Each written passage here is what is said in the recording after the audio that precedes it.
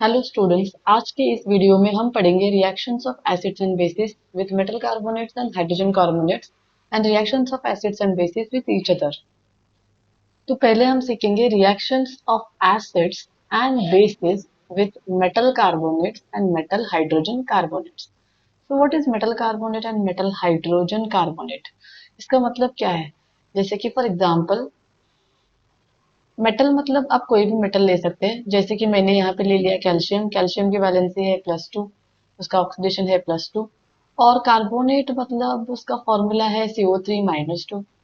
अगर इन दोनों को हमने कंबाइन कर दिया तो हमें फॉर्मूला मिलेगा CaCO3।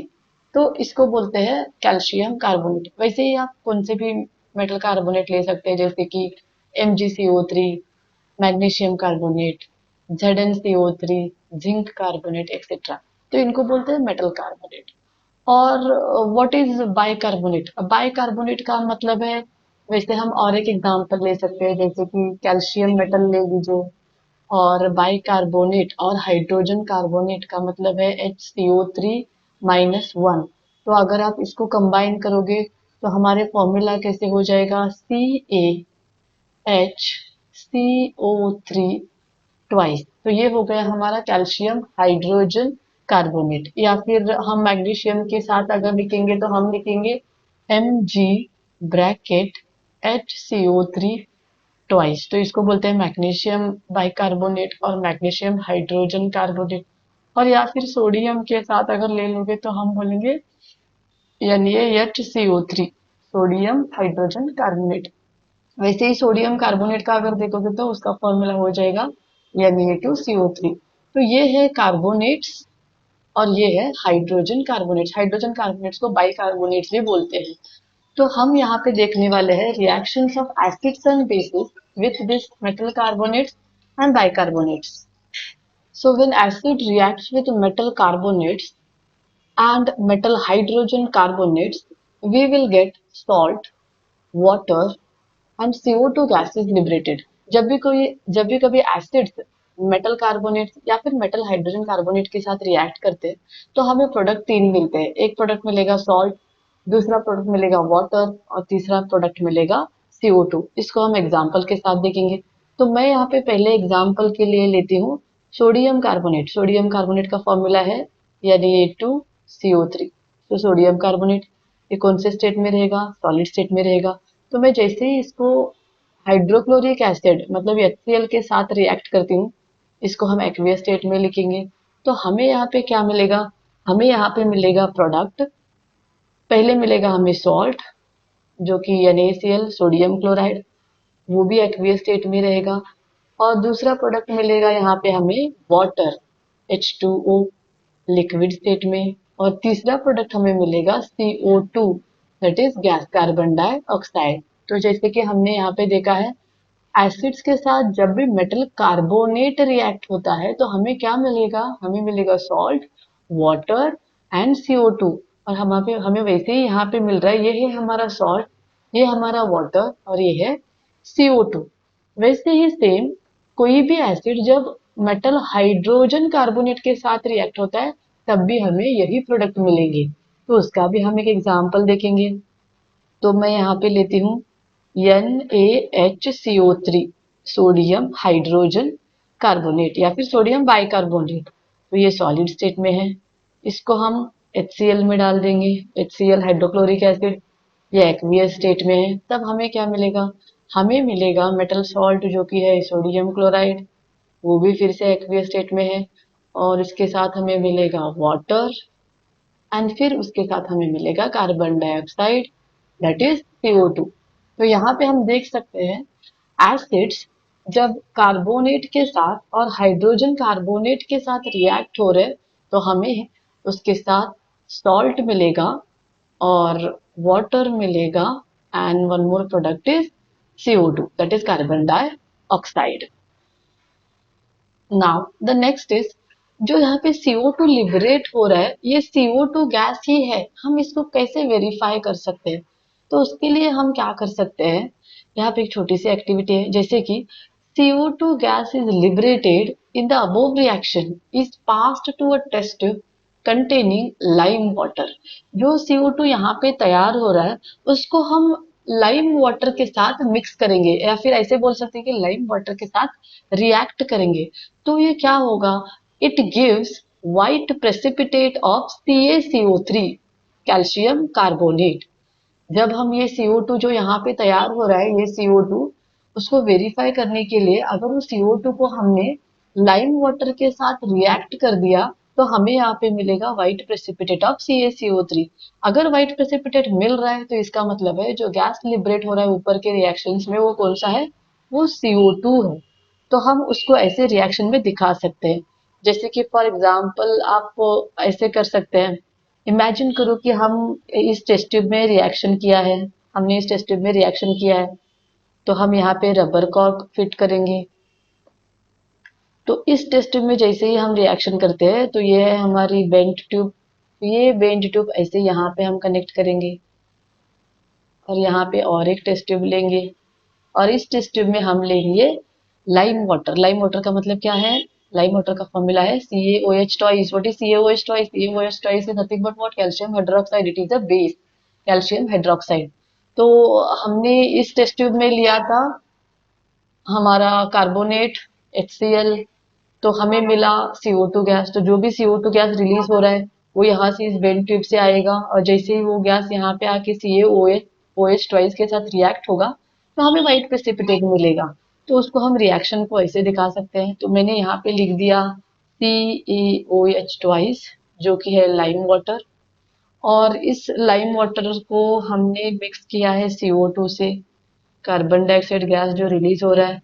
तो जैसे ही ये रिलीज होता है, जैसे ही ये मिक्स होता है तो हमें मिलेगा यहाँ पे CaCO3 जो कि है कैल्शियम कार्बोनेट। कैल्शियम कार्बोनेट ये सॉलिड स्टेट में है और इसके साथ मिलेगा हमें वाटर, और जो कि लिक्विड स्टेट में है। भाई इसके भी स्टेट लिख सकते हैं, ये गैसीय स्टेट में है और ये कौन से स्टेट में है, ये एक्वियस स्टेट में है। तो जैसे ही ये CO2 गैस इस बेंड ट्यूब से लाइम वाटर में मिक्स होता है तो वहां पे सॉलिड फॉर्म होता है और उस सॉलिड को ही हम बोलते हैं प्रेसिपिटेट। तो हम उसको शॉर्टकट में PPT लिख सकते हैं, प्रेसिपिटेट। और ये कौन से कलर का है, ये व्हाइट कलर का है। तो व्हाइट प्रेसिपिटेट तैयार होता है और वो व्हाइट प्रेसिपिटेट किसका होता है, वो कैल्शियम कार्बोनेट का होता है। तो यहाँ पे कंफर्म होता है कैल्शियम कार्बोनेट तैयार होने के लिए CaOH ट्वाइस में CO2 मिक्स किए तो ही हमें कैल्शियम कार्बोनेट मिलता है। So it is confirm that the gas liberated in the above reaction is what, it is carbon dioxide. Now अगर वही CO2 गैस हमने एक्सेस पास किया, मतलब ज्यादा, अगर वो ज्यादा गैस हमने पास किया तो जो कैल्शियम कार्बोनेट तैयार हुआ है, जो व्हाइट प्रेसिपिटेट तैयार हुई है कैल्शियम कार्बोनेट की, वो डिसॉल्व हो जाएगी, वो सॉल्युबल हो जाएगी और कैल्शियम बाई कार्बोनेट तैयार हो जाएगा और या फिर कैल्शियम हाइड्रोजन कार्बोनेट तैयार हो जाएगा। तो जैसे कि मैंने हमने पहले बोला था, हम CO2 को कंफर्म करने के लिए उसको लाइम वाटर को पास करेंगे। लाइम वाटर पे पास करने के बाद हमें क्या मिला है, हमें मिला है CaCO3 कैल्शियम कार्बोनेट। ये कौन से कलर का है, ये व्हाइट कलर का प्रेसिपिटेट है, सॉलिड फॉर्म है। लेकिन अगर हमने ज्यादा CO2 को उस टेस्ट ट्यूब में पास किया तो जो कैल्शियम कार्बोनेट तैयार हुआ है वो डिसॉल्व हो जाएगा, मतलब वो PPT जो तैयार हुई है वो सॉल्युबल हो जाएगी और वो कन्वर्ट हो जाएगी कैल्शियम हाइड्रोजन कार्बोनेट में। तो उसको हम कैसे दिखाएंगे, हम ऐसे दिखा सकते हैं। तो ऑलरेडी हमारे पास CaCO3 तैयार हुआ है जो कि सॉलिड में है, व्हाइट प्रेसिपिटेट। अगर इसमें मैंने एक्सेस CO2 को पास किया, CO2 इज अ गैस, तो अगर इसको एक्सेस में पास किया तो सॉल्युबल हो जाएगी। सॉल्युबल हो जाएगी मतलब इसकी रिएक्शन, तो हमें रिएक्शन यहाँ पे लिखना पड़ेगा H2O जो कि लिक्विड स्टेट में है, और ये मिलेगा हमें Ca ब्रैकेट HCO3 ट्वाइस, और इसको हम क्या बोलते हैं, calcium hydrogen carbonate. Calcium hydrogen carbonate, तो ये सॉलिड स्टेट, ये सॉरी ये सॉल्युबल स्टेट में है। तो ये हो गई हमारी कंफर्मेशन टेस्ट फॉर CO2। तो जनरली इस रिएक्शन को हम कैसे रिप्रेजेंट करेंगे, तो हम ऐसे लिखेंगे, कोई भी मेटल कार्बोनेट या फिर कोई भी मेटल हाइड्रोजन कार्बोनेट जब एसिड से रिएक्ट करता है तो ऑलवेज हमें क्या मिलेगा, तो हमें मिलेगा salt, water and carbon dioxide gas. तो ये जो कैल्शियम कार्बोनेट तैयार हो रहा है, अब हमने ऊपर के रिएक्शन में देखा था, जो भी कैल्शियम कार्बोनेट व्हाइट प्रेसिपिटेट जो तैयार होता है उसके बहुत सारे यूजेस है। It is used in the manufacture of chalk, marbles, limestone etcetera. तो इसके और भी थोड़े एग्जाम्पल हम देख सकते हैं, जैसे कि मैंने यहाँ पे एक थोड़े एग्जाम्पल आपके लिए रखा है। मैं यहाँ पे लेती हूँ कैल्शियम कार्बोनेट CaCO3। तो इसको सॉलिड स्टेट में लेंगे और अभी इसको हम क्या करेंगे, HCl के साथ रिएक्ट कर देंगे। तो जब ये कार्बोनेट HCl के साथ रिएक्ट हो जाएगा तो हमें यहाँ पे क्या मिलेगा, तो हमें मिलना चाहिए एक सॉल्ट, वाटर एंड CO2। तो सॉल्ट हमारा कौन सा रहेगा, CaCl2, क्योंकि हमारा मेटल कौन सा है, कैल्शियम। तो हमारा सॉल्ट हो जाएगा कैल्शियम क्लोराइड। हम इसको लिखेंगे यहाँ पे एक्वियस स्टेट में, और इसके साथ हमारे प्रोडक्ट्स क्या फिक्स है, जैसे कि आप जनरल रिएक्शन देख सकते हैं यहाँ पे, सॉल्ट के साथ एक रहेगा वाटर और दूसरा रहेगा carbon dioxide, that is CO2। हम इसको भी इनके स्टेट्स लिख सकते हैं, दैट इज लिक्विड। वैसे ही और एक एग्जांपल लेंगे हम, जिसमें मैंने लिया है Mg ब्रैकेट HCO3 ट्वाइस। ये है मैग्नीशियम हाइड्रोजन कार्बोनेट, ये भी सॉलिड स्टेट में है। जैसे ही हम इसको हाइड्रोक्लोरिक एसिड HCl में डालेंगे तो ये है हमारा एक्वियस स्टेट। तो यहाँ पे मुझे क्या मिलेगा, मेरा मेटल कौन सा है, मैग्नीशियम। तो मुझे यहाँ पे सॉल्ट मिलेगा MgCl2, जो कि है मैग्नीशियम क्लोराइड, ये भी एक्वियस स्टेट में है।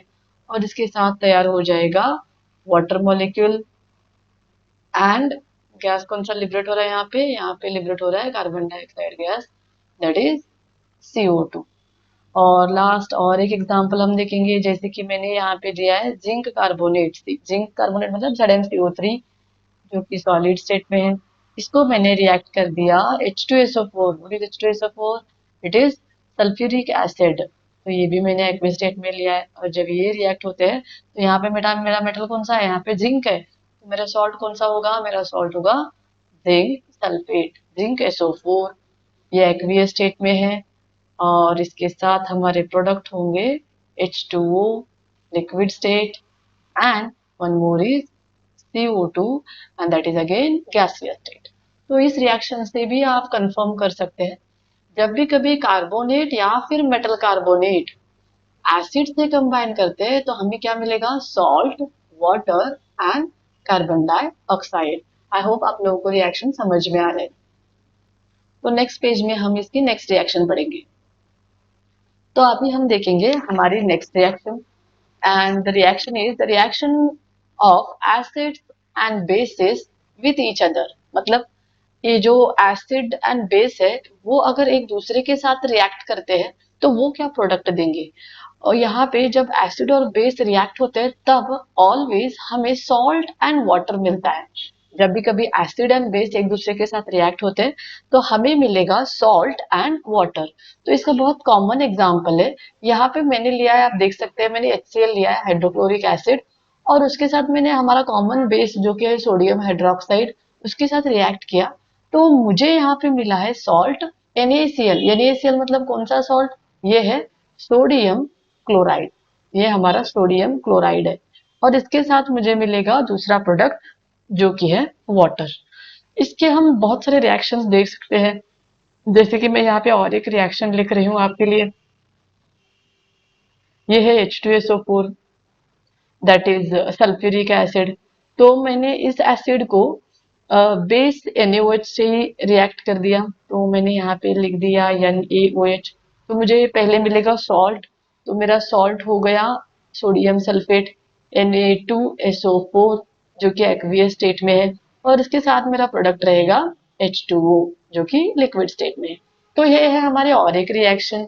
और एक रिएक्शन भी हम देख सकते हैं। तो मैंने यहाँ पे क्या किया है, मैंने यहाँ पे HCl को, बेस को मैंने चेंज कर दिया, तो मैंने यहाँ पे ले लिया KOH। जब मैंने HCl को KOH से रिएक्ट किया, KOH मतलब पोटेशियम हाइड्रोक्साइड, तो इसके साथ रिएक्ट करने के बाद मुझे क्या सॉल्ट मिलेगा, potassium chloride, KCl, potassium chloride, और वाटर मिलेगा एज अ बाय प्रोडक्ट। तो हम यहाँ पे क्या करेंगे, अभी और एक एसिड ले लेंगे, कॉन्सेंट्रेटेड एसिड, स्ट्रॉन्ग एसिड जो है HNO3 नाइट्रिक एसिड, हमने इसको स्ट्रॉन्ग एसिड्स में एग्जांपल लिया था और इसको मैंने रिएक्ट कर दिया same base that is KOH से, तो मुझे यहाँ पे प्रोडक्ट मिला potassium nitrate KNO3, KNO3 plus water, it is a by product. तो यहाँ पे आप देख सकते हैं इन तीनों रिएक्शन में मुझे प्रोडक्ट एक मिला है सॉल्ट और एक मिला है यहाँ पे वाटर। तो ये है और एक 3 एग्जाम्पल जहां पे हम देख सकते हैं कि एसिड और बेस जब भी कभी एक दूसरे के साथ रिएक्ट होते हैं तो हमें ऑलवेज सॉल्ट एंड वाटर यही हमें प्रोडक्ट मिलेंगे। इसका जनरल रिप्रेजेंटेशन कैसे कर सकते हैं हम? It can be represented as like this. So I wrote it here base and I wrote it here acid. You can take any base, आप कौन सा भी बेस ले सकते हो, आप कौन सा भी एसिड ले सकते हो। बट जब भी कभी एसिड एंड बेस एक दूसरे के साथ रिएक्ट होते हैं तो हमारे प्रोडक्ट क्या रहेंगे? Salt and water. तो ये है इसका जनरल रिप्रेजेंटेशन। और एक इंपॉर्टेंट बात, एसिड और बेस की जो रिएक्शन होती है इसको न्यूट्रलाइजेशन रिएक्शन भी कहते हैं। We can call this reaction as neutralization reaction. Neutralization reaction ऐसे क्यों कहते हैं? बिकॉज जब हम एक बीकर में एसिड लेते हैं तो यहाँ पे सिर्फ एसिड का इफेक्ट रहता है। अगर इस बीकर में हमने बेस को मिक्स किया तो बेस एसिड के इफेक्ट को न्यूट्रल कर देता है, नलीफाई कर देता है। तो इसीलिए इस रिएक्शन को न्यूट्रलाइजेशन रिएक्शन कहते हैं। इसको हम स्टडी करेंगे एक सिंपल एक्टिविटी से। तो अब हम देखते हैं एक्टिविटी। इमेजिन मैंने यहाँ पे एक बीकर लिया है, ये है हमारा बीकर, और इसमें मैंने ले लिया NaOH। NaOH, NaOH मतलब ये क्या है? ये हमारा बेस है।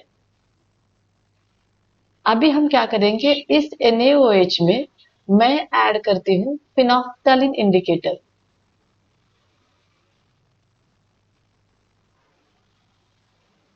Phenolphthalein indicator. तो जैसे ही हम इसमें फिनोक्सिलिन इंडिकेटर ऐड करते हैं, हमने जैसे ही लास्ट वीडियो में देखा था identification of acid and base में, जैसे ही मैं यहाँ पे फिनोक्सिलिन ऐड करती हूँ इट इज अ बेस, तो इसका कलर हो जाएगा पिंक। तो ये इंडिकेट करता है कि it is a base. Now what I will do, अभी मैं थोड़ी देर के बाद में इसमें एसिड ऐड करती हूँ जैसे कि HCl। तो जैसे ही मैं HCl इसमें ऐड करती हूँ उसका पिंक कलर कम होते जाता है, slowly slowly pink colour light होते जाता है, और थोड़ी देर के बाद में आप देखोगे पूरा पिंक कलर चला जाएगा और वो कलरलेस हो जाएगा। कलरलेस मतलब कुछ भी कलर नहीं रहेगा। कलरलेस किसके लिए होता है? कलरलेस होता है एसिड्स के लिए। तो वही तो हमने ऐड किया है, हमने एसिड ऐड किया HCl, तो कलरलेस हो गया। अभी थोड़ी देर के बाद में हम क्या करेंगे, उसमें फिर से NaOH को ऐड करेंगे, तो आप देखोगे कि उसका पिंक कलर फिर से वापस आ जाएगा। मतलब NaOH ने जाके एसिड के प्रॉपर्टीज को, एसिड के इफेक्ट को निकाल दिया और बेस के इफेक्ट को बढ़ा दिया, तो ये फिर से पिंक हो गया। जैसे ही फिर से मैं उसमें HCl डालती हूँ तो ये एसिड जाएगा और बेस के इफेक्ट को निकाल देगा, तो उसका पिंक कलर फिर से चला जाएगा, फिर से कलरलेस हो जाएगा। मतलब इस एक्टिविटी से हम क्या समझ रहे हैं, एसिड में अगर बेस डालोगे तो बेस एसिड के प्रॉपर्टीज को निकाल देगा, और बेस में अगर एसिड डालोगे तो एसिड बेस के इफेक्ट को निकाल देगा। So acid and base when we react with each other, they will neutralize the effect. वो एक दूसरे को न्यूट्रल कर देते हैं, एक दूसरे की इफेक्ट को न्यूट्रल कर देते हैं। न्यूट्रल मतलब जीरो, निकाल देते हैं। इसीलिए एसिड और बेस के रिएक्शन को हम न्यूट्रलाइजेशन रिएक्शन भी कहते हैं। तो ये है reaction of acids and bases. Thank you. इस चैनल को लाइक, शेयर एंड सब्सक्राइब कर देना।